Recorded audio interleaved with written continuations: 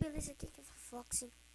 E hoje eu estou aqui num vídeo bem diferente para vocês de mostrar como fazer como fazer portal para o fim. Bom, muitas pessoas pensam que é assim, ó. Não, que você só coloca o bloco do Ender.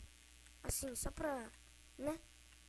Tipo, eles pensam que você coloca, mas você tem que colocar primeiro um outro tipo de bloco, que é esse daqui. Esqueci o nome dele, calma.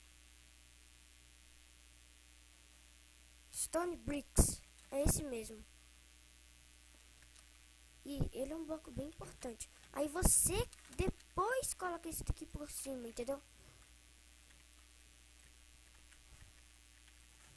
Oh my god.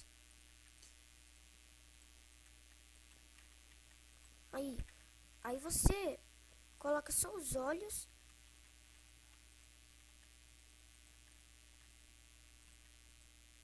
E criou.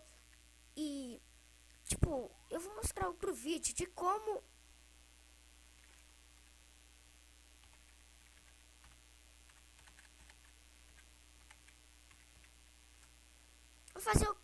Galera, eu vou fazer outro tipo de vídeo de... Galera, eu vou fazer outro tipo de vídeo de como pegar o ovo dele. Você tem que matar o Ender Dragon, mas primeiro você tem que quebrar as torres, matar o Ender Dragon, e você vai ver o que vai acontecer. Muitas pessoas têm dificuldade disso, e depois eu vou mostrar pra vocês. Então, galera, espero que vocês tenham gostado desse vídeo. Se vocês gostaram, dá um like aí. Então, falou, tchau, fui!